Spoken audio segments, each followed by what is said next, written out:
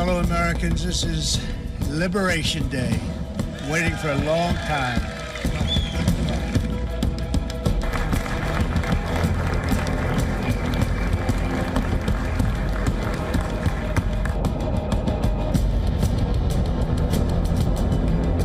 We're going to fight these tariffs with countermeasures.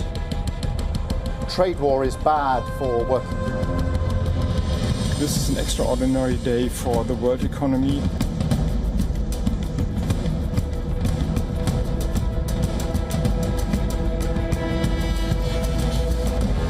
Is a major blow to the world economy. I deeply regret this choice.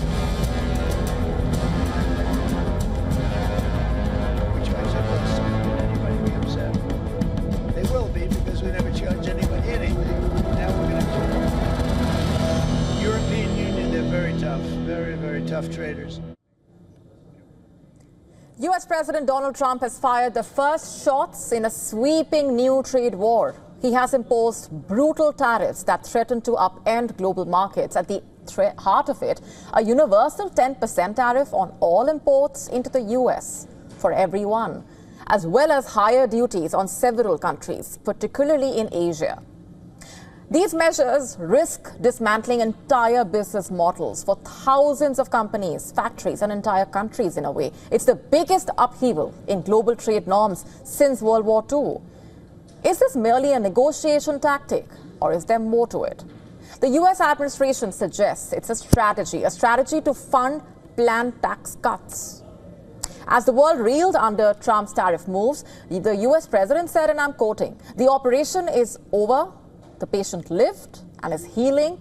The prognosis is that the patient will be far stronger, bigger, better, and more resilient than ever before," quote unquote. That's what Trump posted on his Truth Social platform less than an hour before Wall Street opened for trading. Asked the White House, and it has bluntly said, I'm quoting, "This is not a negotiation, it's a national emergency," quote unquote. And what's the worst part, you ask? While Trump says he wants to protect his country, his measures are a disaster for the world's poorest countries. Reactions have been swift. Asian markets plummeted. Both China and the EU have vowed countermeasures. Australia and Italy have condemned this quote-unquote economic sabotage. Economists say this is the biggest change in global trade in 100 years. We've entered an era of uncertainty. What will the cost of this trade war be, really? Will it drive countries towards new alliances? Has America risked global isolation? Can it maintain its position while shaking the foundations of international trade? The barrage of tariffs targeted the European Union with a staggering 20%, Japan 24%, South Korea 25%, Taiwan and an astounding 32%. European Commission President has described Trump's tariffs as a major blow to the world economy. She said she deeply regretted the U.S. move and warned of immense consequences. President Trump's announcement of universal tariffs on the whole world, including the European Union, is a major blow to the world economy. I deeply regret this choice. Let's be clear-eyed about the immense consequences. The global economy will massively suffer. Uncertainty will spiral and trigger the rise of further protectionism. Even an uninhabited Antarctic island caught in the crossfire. Take a look at this picture on your screen. Satellite images of Heard and McDonald Islands located in the sub-Antarctic Indian Ocean. No one lives there, but they are Australian territory. And so they face a 10% tariff by the White House.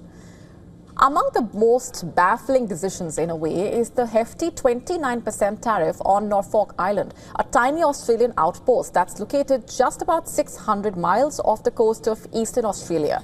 And according to the US government data, the US has recorded trade deficits with Norfolk Island for the past 3 years.